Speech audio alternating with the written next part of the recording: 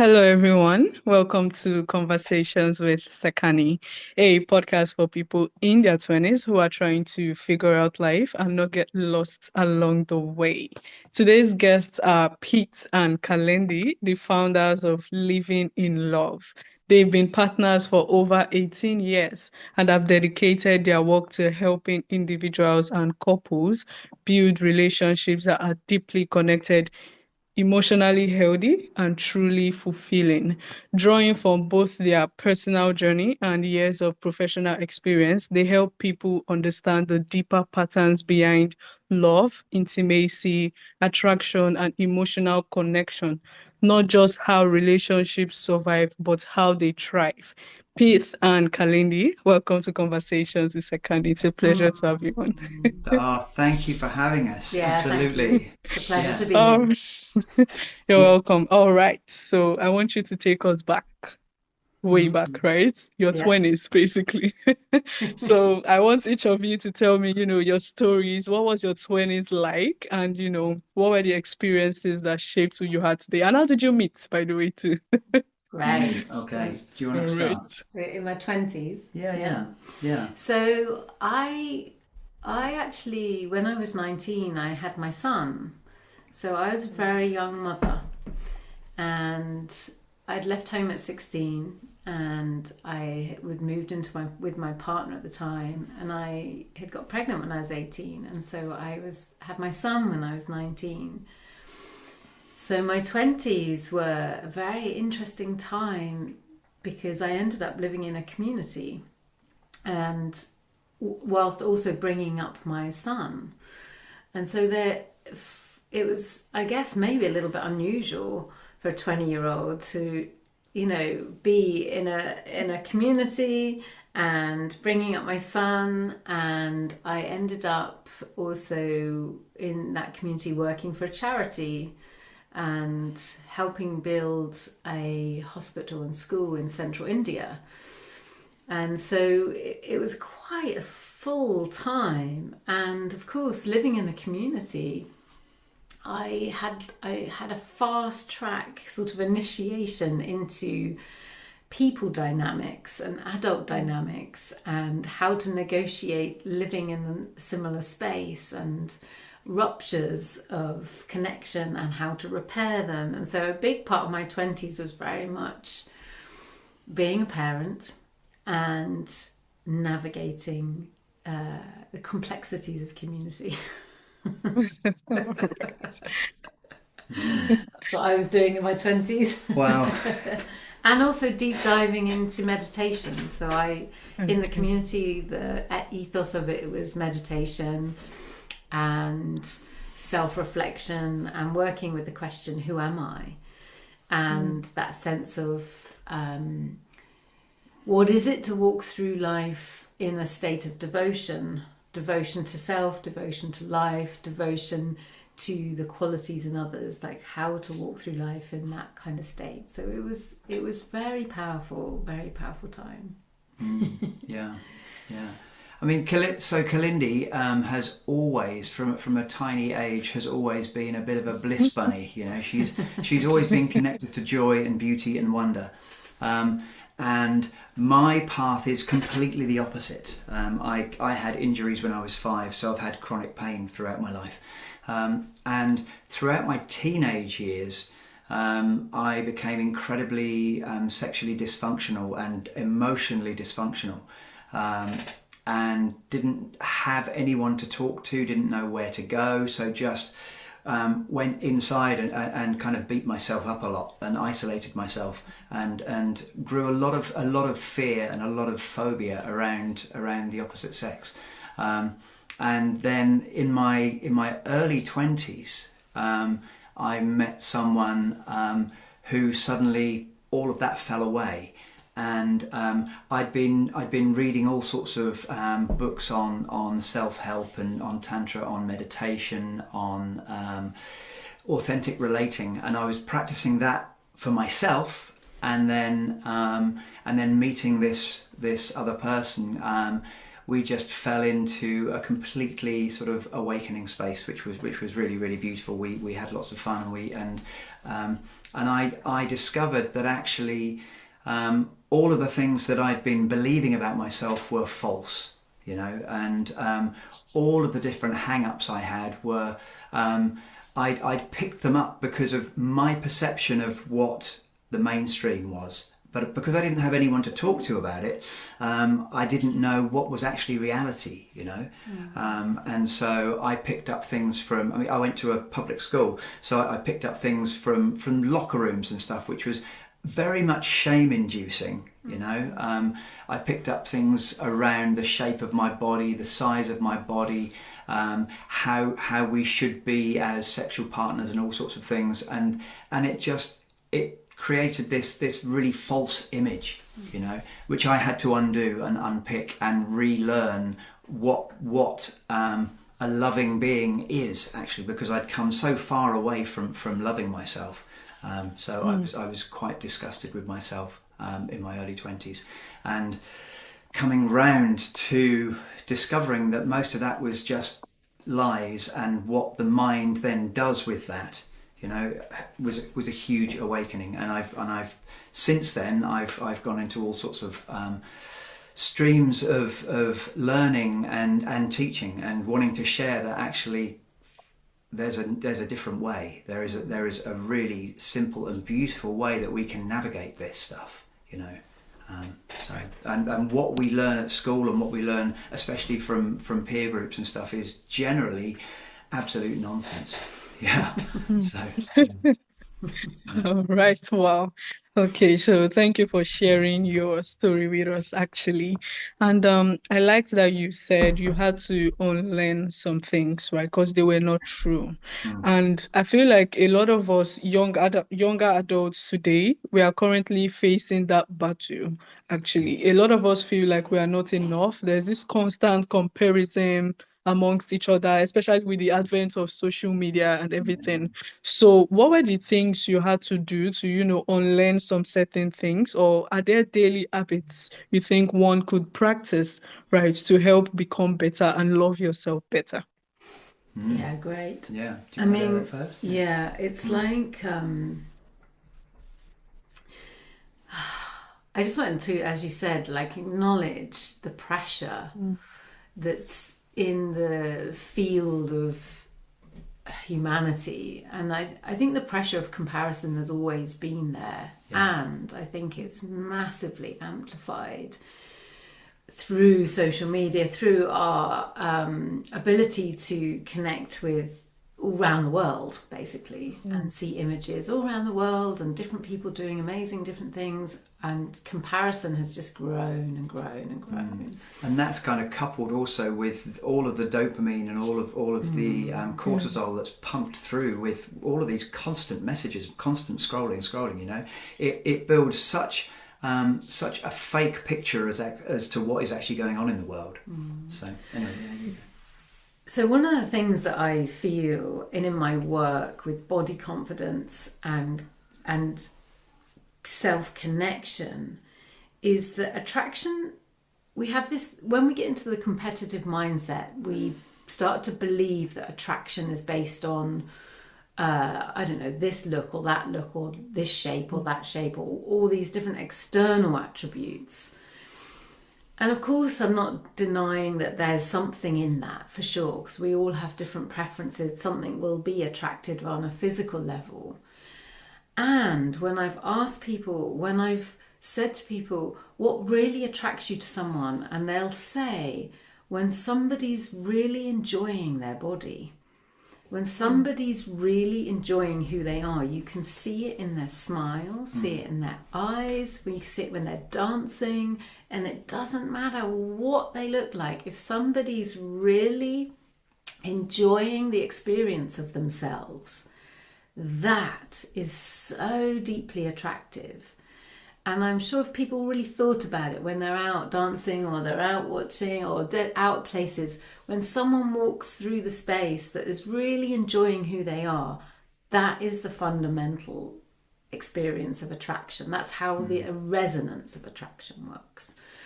So one of the things that, and I'm not saying that we shouldn't like play with how we adorn our body and look after our body and all the things, but to start to unpick the stories of I should look like this or I should be like that, is go, am I in relationship with the way my face looks?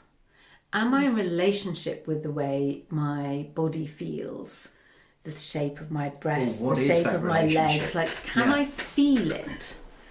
Can I feel it? Because the first relationship is the primary relationship between me and myself, you and yourself. And the first place to attend to is the ruptures, the inner conflict, like you were saying, Pete, in your 20s, that inner conflict of the judgment. And so, for example, if there's part of me judging, say, the shape of my legs, what will happen on a neurological level is that we start to slightly disassociate from our legs. It's almost like we could feel a little bit less, like a little bit numb, a little bit less embodied in our legs, because we're telling the brain that that's not important. We armour ourselves. We start to... it's like putting armour, sort of psychic armour around us also. Yeah, because we're pushing it away by our self-judgment. And so something to do is look at those self-judgments and come into some kind of relationship. So, for example... I don't know, because obviously the people listening can't see this, but maybe is I've got something called alopecia universalis, which is full body hair loss, and that happened 6 years ago, and I had full beautiful bushy hair, and of course I've had to face, you know, that place of like feminine beauty, like, oh, what have I got to walk through the world with no hair? And so what I did, and what I noticed, was there was a rupture. I started being quite nasty to myself when I looked in the mirror, and I hadn't really had that to this degree before. And so I was like, okay, me and myself, we've got to stop this. We've got to sort out this argument. We've got to sort out this pain. And so I sat in front of the mirror for like at least 20 minutes a day for quite a couple of months. And I sat and had a dialogue with me and myself. I sat and heard all the different arguments about why I didn't like my hair, what was happening, all the little critical voices. And I also had to bring in the conversation of, and this is what's happening, and this is how it is. So how are we going to find some love and care for myself in this? How are we going to find love and care? This is the way I look. This is my way my body is. So I think whatever technique you use, for those listening, think about how do you go towards those inner conversations which are causing harm, and start to stand in the middle of them and start to go, how can I speak more differently to myself? How can I be kinder? Because this is the way I am. And then how can I feel that part of my body more?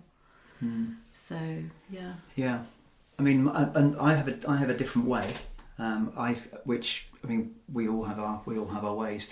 And what I discovered was coming back into my breath. I used to play with my breathing a lot when I was young, and I found that going into my breath and exploring myself as breath, and exploring where I'm breathing and how I'm breathing, and I realised that when I changed my breath, I changed my state, my emotional and mental state. And so I started to play with different states, accessing different states through different breathing techniques. And within that, I was really allowing myself to be in my body, to really feel the places that felt, to feel the places where there was judgment about, and to feel the places where I felt hurt. And by going in there, I created a system that I call de-storying. And it was literally going in to feel a sensation, noticing my relationship with that feeling and with that body part, and then really letting myself just feel those sensations and listening to the narrative that my mind tells me about it. So my mind would say, okay, so for instance, for one of my biggest issues was my penis isn't big enough. You know, it was a huge issue for me. It's normal, but in my mind, it was blown out of proportion. You know, and so I would focus on the sensations in my penis and the feelings that brought in my body. And so there was sensation there, and sensation in my heart, and sensation in my belly. And what I would do is I would focus on the sensations and then let go of the story. I'd notice the story, the meaning that my mind put on it, and then just let go of that and become so deeply fascinated with the actual sensations. And I started to realize that all sensation is life. You know, it's only life. When we wrap it up in a story, we make it something, you know, and we hold on to that something, and that creates our relationship with it. But if we meet it as just purely life, as sensation, life happening in the moment, then we can notice our relationship with it. Am I enjoying this? Am I welcoming this? Or am I opposing this? You know, and some of the feelings I noticed that were quite pleasant, and some of the sensations I noticed that I was really in opposition to. And so when I brought that focus in there, then I would choose to just flip the switch. The sensations that I was resisting and opposing, I chose to take them in and enjoy them. And it meant I had to keep letting go of the story, keep letting go of what my mind was telling me this was about. And I got to a point where I was just allowing myself to sit in the sensation and enjoy it as life happening in my body. And that cleared so many things out. And so I started that as a practice, using that in all of the different aspects of my life to declutter my mind and to de-story the sensations in my body. And so I came back into actually being in my body in a healthy way again. Yeah. Oh, all right. So thank you. And personally, I think, these are things I'm actually going to start practicing. And I think, like you said, breath work, right? And also feeling like creating a better relationship with yourself, right? You need to forget those things, those bad things you think about yourself. You need to declutter them, right? And then focus more on yourself, love yourself better. So it has to do with you and your body, create a healthier relationship with your body. Yeah. All right. So thank you for that amazing one. One thing I realized is that I was believing all of my thoughts, and actually most of them weren't true. You know, just because they land in your head doesn't mean that they're true. So that was a really big lesson for me. Right, exactly. And there's this saying that goes, you suffer more in your head than in reality. Yeah. Actually. Yeah. So most Yeah. right. So most of the things we think about are not even true. So we need to ask, anytime we feel that way, we actually ask ourselves, is this true about me? Am I really ugly? Do I really suck? Like, ask yourself those questions, because if you don't, you suffer more in your head, right, than in reality. Absolutely. Exactly. So yes, I want us to talk about your journey, right, and your current work, basically. So how did your, personal relationship inspire the work you're doing through living in love? Great question. I mean, we met just 18 and a half years ago, something like that. Yeah. And we met in India. We were swimming in the ocean, so it was very beautiful. And we were there actually. Our ex-partners were there. We've both got children with our exes, and we all met up at some point. It was very, let's say, cosmic. It was very cosmic. It was very wild, and I would say that a big part of us actually staying together for 18 years is because one of the things that we love is radical honesty. But you can only do radical honesty when you create a safe container that anything's allowed. And so quite from very early on, really, we were very clear about things that we didn't want in our relationship, which were things like criticism, judgment, any kind of negative behavior towards each other, but we also acknowledge that we do get angry and we do get annoyed, and that is a natural part of that's a natural part of relationship. And from very early on, I think we just started to, from the work that we'd done before in our own personal meditation and journeys, was like, how do we create containers where we can actually say exactly what we need and feel without it being blown into something that's unmanageable, that we can be seen, and that sometimes there is nothing that we can do with a feeling. A feeling's a feeling, and just a space where we can go, I feel this, and the other go, I hear you. And that just be the end of it, because sometimes we can't get our feelings met, we can't get the emotional thing met, the other person hasn't got what that part needs, but at least there's a space for it to be expressed. And so I think a big part of what we do in Living in Love are things that we've explored, practices that we've explored, and things that have worked for us, isn't it? And we've picked things up along the way. We meet amazing people and we learn different practices, and then the good thing about us is that we'll go away and do them, and we'll do them for months and months and months and see what they actually, how they work, what they do, and then we can share them with other people. But I definitely feel the biggest part is how we can navigate ruptures. And what we mean by ruptures is where disconnection happens. Arguments or disagreements or internal negative annoyance. Because of course we're both annoying. You can't live together with somebody for so long not get annoyed. And so, but it's about how we learn to bring that annoyance with each other, and to share that. And so, I don't know if that answers the question. And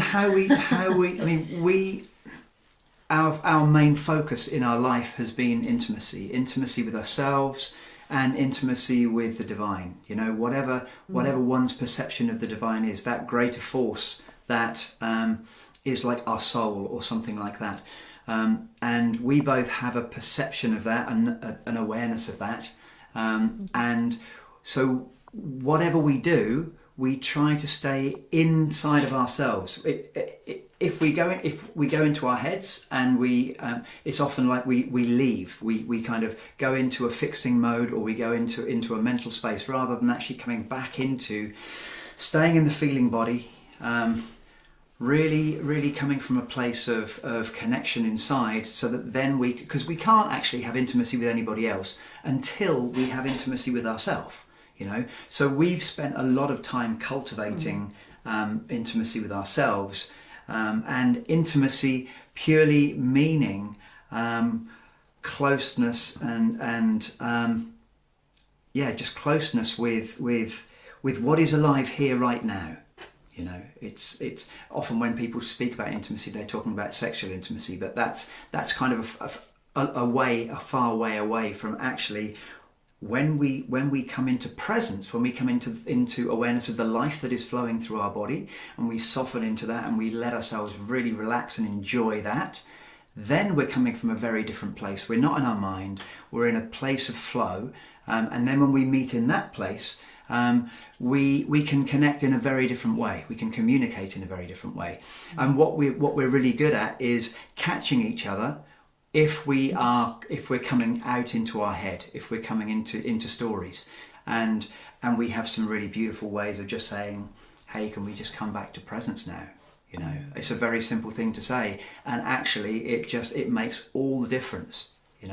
If one of us is getting caught into a story and going down the rabbit hole of a story, then one of us will say, okay, now let's just come back to presence. And if it's more heated, if we're in an argument, we have an agreement that if it reaches that point, one of us will start a particular technique, and we have different words for different techniques, and we'll say, okay, right now I am noticing. you know, and I am noticing is the name of a technique that we use, and we've got an agreement that if one person says that, no matter how triggered we are, we put down everything and we do this practice, you know, and it's been an absolute lifesaver, and it's taken us deeper and deeper and deeper into a safety connection, and people need safety. Intimacy can't flow until we have safety. Yeah. So. I don't know if I can say this, but staring at you two, I'm like, God, I need mine. I need mine. Oh, mine. I feel so, should I use the word jealous right now? Okay, so yes, you know, another thing is most couple, right? They are actually in love with each other, but there's this disconnect, right? They are not actually connected, but they love each other, right? What do you think is the reason why this happens? I mean, I think love has so many different layers and different flavors to it. So it's like, I think a lot of couples, like you say, they have different layers and capacities of feeling love, and of course love has its conditions, and I'll love you if you do this, and you love, you know, so there's different layers. And so connection within love, I think it's more about, am I safe to share this part of who I am emotionally? It's really risky being in relationship for our emotional center. Like, and I think maybe that's a good thing to be aware of. Like, stepping into a relationship is risky, emotionally risky. Because at some point, maybe in the beginning, we can do like a year or so of a little level of masking, like bringing our best selves, and eventually at some point we're not going to be able to hold or maintain. It's not actually healthy to maintain, because of course those things are true. We are often amazing people and we laugh a lot and we're all fun, and there are other parts of ourselves where we get distracted and frustrated and overwhelmed and come into self-disconnection and connection with our partner. I think a lot of it is just safety. Has a couple created a way in which they're able to go, in this moment I'm not feeling okay, in this moment? Because actually that's where we then disconnect. We start holding things in and we stop sharing them with ourselves, and then of course not with our partner. And then we go towards being connected, but actually somewhere in the field there's all these other feelings that don't feel like they've got a place. They might not be really major big feelings, but it's just if one isn't able to go, oh, I'm just angry right now, and if we can't show that, or I'm frustrated, or, oh, that thing you just did really didn't work for me. If there's not space for all of the things that we often try and run away from, when we come into connection, they're there. They're there somewhere in the psyche, in the field of relationship. And so then we start to, and if we stop attending to those, it gets a bigger and bigger gap between our ability to connect. So it doesn't mean that we don't love that person and want to be with them. It just means that maybe a couple hasn't started to create an emotional container of safety where everything is allowed, not thrown or blamed, but there's ownership in what you're feeling. Yeah.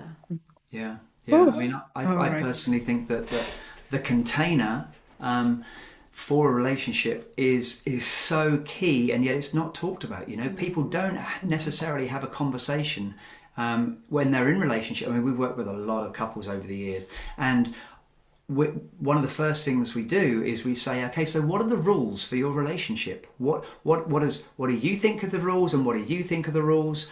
And even just them sharing what they think their rules are is kind of mind-blowing for them, because actually sometimes they're on a very different page. and it's all unspoken. So really having conversations around boundaries and around what does love mean, or what does this mean, and so on and so forth. Having these questions, having these conversations is really, really key, because then when you're clear as to the container that your relationship is, then you can relax in it and you can have safety in that. But if you're not clear as to what the container is, and if you're afraid of asking what the rules are, then that's going to set up tension, and let's just clarify rules. Rules kind of mean like the conscious or unconscious expectations that we place on each other, because we often think we're running from the same page, but often when couples start to talk about the kind of ethos, the feel of the relationship, what they want from it, what's the overarching flavour, often there's some differences, and so it's just clarifying those sort of things, having that space, isn't it? Yeah, I want to be in a relationship with someone who is monogamous, for instance. That's quite a big one within couples, and some people want to be and some people don't want to be, and yet if that's not spoken, then there's no clarity. What does that mean? And what does that mean as well? Yeah, it's so different for different people. Yeah, and also there's a piece in relationship when early on in relationship we tend to overstretch to accommodate to come across as even better than we are often. We're so in love, we're so in joy, and we kind of leave ourselves to make this just even more perfect, and we'll do everything, and that slows down, because we kind of start to, God, I'm putting a lot into this, and actually I just want to be myself, and then there can be all sorts of miscommunications in that as well, so yeah. So much to say. There's so much to say. Actually, and I would like to say I'm actually learning a lot, right, from the conversation, actually. And I believe my listeners will do the same as well. And so what would you say is one practical habit every, couple should start practicing from today? Oh gosh, there's so many. Let's think about which one. Oh, okay. I think the de-storying piece is really, really good. I think that there's a practice that I'm noticing. Yeah, there's a practice that we use when we come into any kind of disharmony in the relationship. If we come into an argument or something like that, and we've got an agreement that if that happens, one of us will say, "I am aware." And is it I'm aware or I'm noticing? I'm noticing. Yeah, we've got two different ones, and I always get them confused because of my dyslexia. But I am noticing, and I am noticing is basically about coming into describing the sensations in my body. So if we're having a rupture, we're arguing, and then I say I am noticing, then we've got an agreement that we will stop what we're doing and we will just sit down and we will scan our body, and I will say, I'm noticing there's a sensation in my belly, there's a sensation in my chest, it's kind of sticky, it's kind of stinging, it's kind of buzzing, whatever it is, and I'll describe the emotion as sensation, So basically taking the narrative out, because often what happens is people get into a tangle with words. But you said this, and you then never showed up, and then why didn't you? Oh, but I did, and we defend, and then already our body's gone into a survival pattern. We've either gone into fight, flight, freeze, disassociate, fawn. We've either gone into some survival adrenalized mode, which actually we're not gonna. It's really hard to get to a good resolution when we've gone into survival mode. Yeah, they just it becomes a fight for energy. You'll do something and I'll do something, and it just goes round and round and round. So what this practice does is take out the narrative of words. And it takes out the personalness, you know. When if I'm saying I've got a pain in my chest and I've got this stinging sensation here, Kalindi can't take that personally, you know. If I say, oh, I'm feeling really emotional, really angry, and really, those words are going to stir more feelings in Kalindi, you know. But if I just stick to actual sensation, then for one, I'm being present with the sensations, I'm de-storying it, I'm not listening to the story, I'm purely being intimate with the actual life inside of my body, and I'm not projecting it on Kalindi, and she's not taking it personally, and then she can respond from a place of... And then I say, I am noticing, and I describe how my body's, what I'm feeling in my body. And then it'll go back to Pete. So about half a minute of me just saying, I'm noticing a tingling in my spine, a pressure in my head, or whatever it might be. And we take a big breath each and sigh. Yeah. And then Pete will say, I'm noticing. And then it'll go backwards and forwards for about 5 minutes. Or until we feel complete with it, you know? And then what that does is if you go backwards and forwards for long enough, the nervous system starts to regulate together. You co-regulate. And you come back to often a little bit more rooted, grounded space to go. And then often we go, hey, like, I'm really sorry. We've got ourselves in a tangle. Should we come back to it later, or do you feel like we can complete? It's like something calms right down, and then you can see it from not from a defensive mechanism or trying to survive emotionally. You're actually just coming back to a soft, centered way, and then you're going to get a much better conversation or conclusion to the rupture. And a really key piece of it is to then own your piece of it, you know, and be sorry, you know, for your piece in this, you know. Yes, I was triggered. Not I was triggered because you did this, you know. Yes, I was triggered. I did this. I'm really sorry, you know. And we just sit with that, you know. And that really strengthens the whole relational field, doesn't it? And the more you do it, the deeper it gets, the more you trust it. Yeah. It's a nice one. It's a good one. Yeah. It is actually. Wow.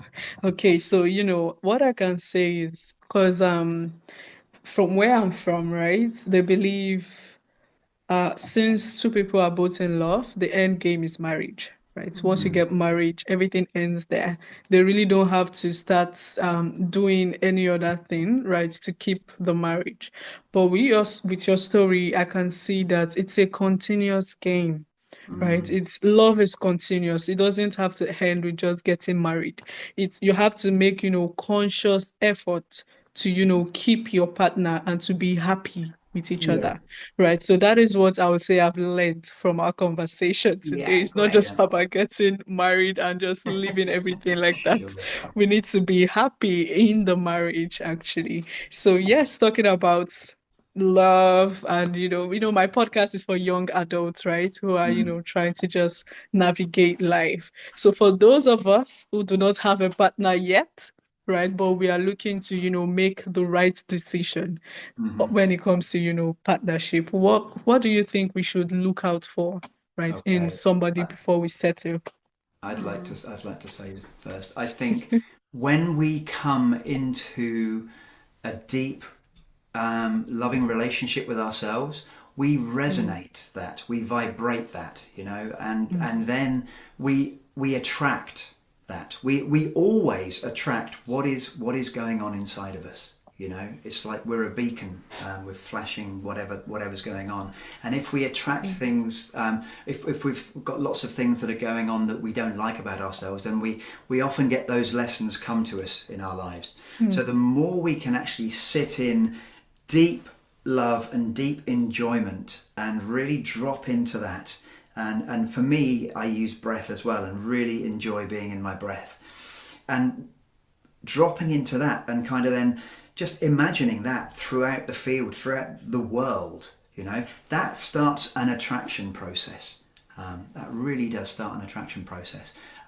Often we look for partners with our preferences and with our mind, but actually when we're really deeply in intimacy with ourselves, often we realise that our preferences are preconditioned, you know, and actually they're not about looking at who this person is. They're looking at the what's and everything like that, you know. And it's not about that. It's about a deeper connection, for sure. Yeah. Thanks, love. I think what I would add to that is it's kind of, I think it's really important for each individual to recognize, like, what do I want to be? Like, what's the flavour? Like, what's the flavour of my life experience? You know, what's the... Because again, it's... If we get too fixed on the other, that we need another to feel complete, we need this other, you know, we start to tell our system that we aren't enough, or we're less than, or we need this other. But actually, if we focus on what is the life experience that one is wanting to have, like looking at yourself as a character, what are the things that you want to experience? Like, some people want to be like, I want to sail around the world, or I want to dance lots, or I don't know, I love art, or... So what are the things that you want to experience within partnership, and actually focus on what I would call the third energy, which is the quality that two people, when they come together, co-create.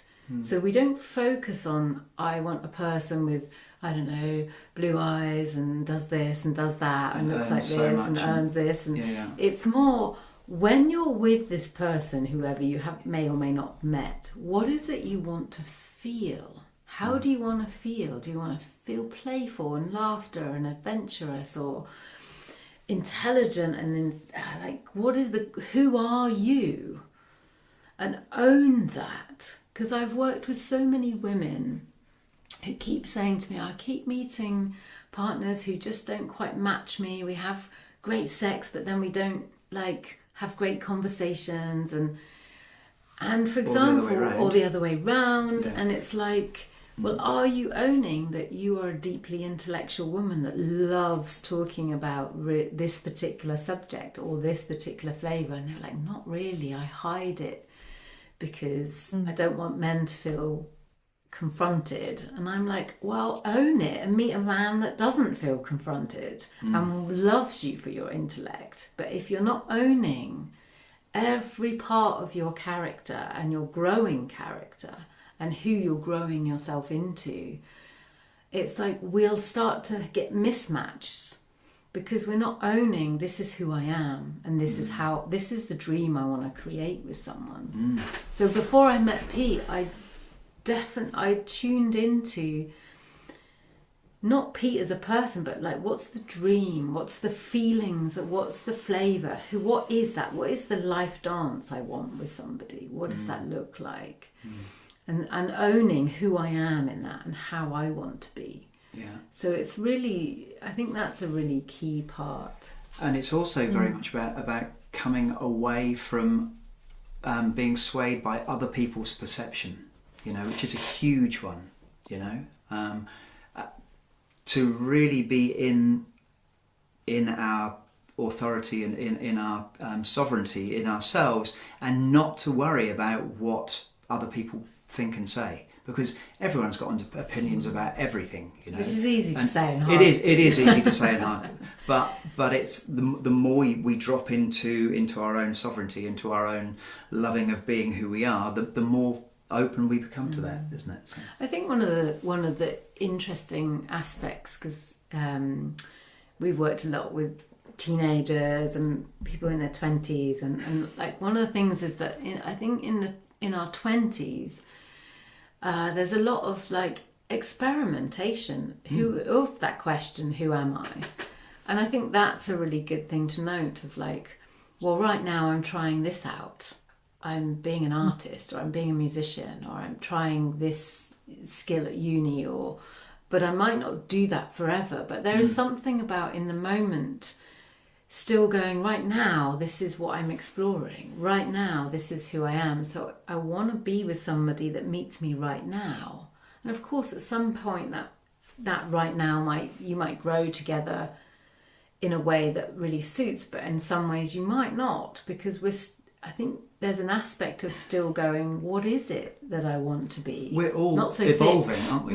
And it does change as in different ages, but there is, I think in one's 20s, there's quite a lot of movement in that question, who am I and what do I want to be and how do I want to be? It keeps moving, and there's something to say to enjoy that also. Enjoy that exploration. Don't try and fix yourselves too quickly into being somebody. Something. Play with it. All right. Exactly, play with it. I mean, like most of the guests say, you don't have to, have it all figured out in your 20s, right? Your Oh 20s are no, it's for exploring, it's for, getting to learn who you are, right? You don't absolutely. necessarily have to have the answer. Yeah. Right. So thank you, Kalindi and Pete, right? This has been amazing, honestly. And it brings me to the final segment of my podcast. I call it the rapid fire segment, right? Oh. So you could either answer with a word or a phrase starting now.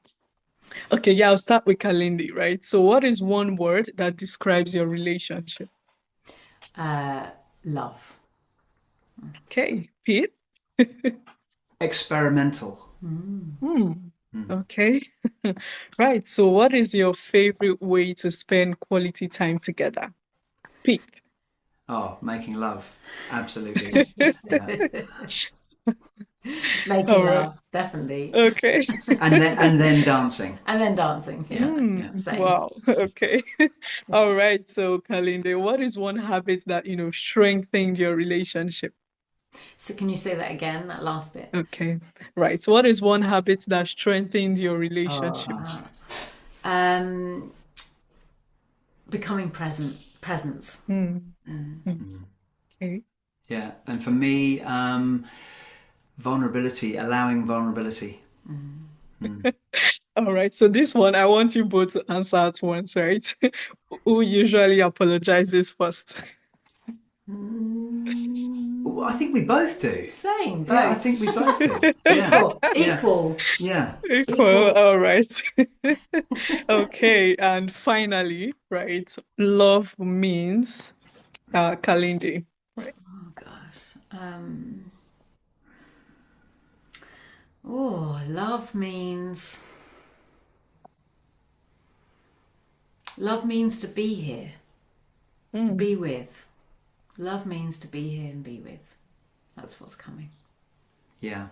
And mine is an expansion on that. Love is to drop my wants and beliefs and just really show up with who I am in the moment, with what Kalindi is bringing. Yeah. Okay. All right. So thank you, Pete and Kalindi, for, this has been such a honest and insightful conversation, actually. So yes, before you go, where can listeners get to, learn more about you and also connect with you? Okay. So we use Instagram a little bit, not very much. We've got a website, Living in Love, which is more about we do couples programs, online couples programs. So and people can get in touch with us through there. Also, we have our own work, which is mine is around breath work, and Kalindi's is about sexual freedom and sexual healing. And so kalindijordan.com. And naturallyecstatic.com are both are separate things. But if you want us together, then livinginlove.co.uk. Yeah. All right. Wow. So I'll put all the links right in the show notes so it's easily accessible for listeners, right? Thank And you. to my listeners, I want to say thank you for tuning in to Conversations with Sekani. If this episode sparked something in you, just as it did in me, make sure to share to someone who you think might need this and also subscribe so you don't miss out on new episodes. Once again, thank you, Kalindi and Pete. Thank you It has so been an much. absolute pleasure. Yeah, it Thank really you. has. Thank Thank you. you. Yeah. Thank you. You're welcome. Okay, Take thanks. care. Cheers. Bye Bye. bye.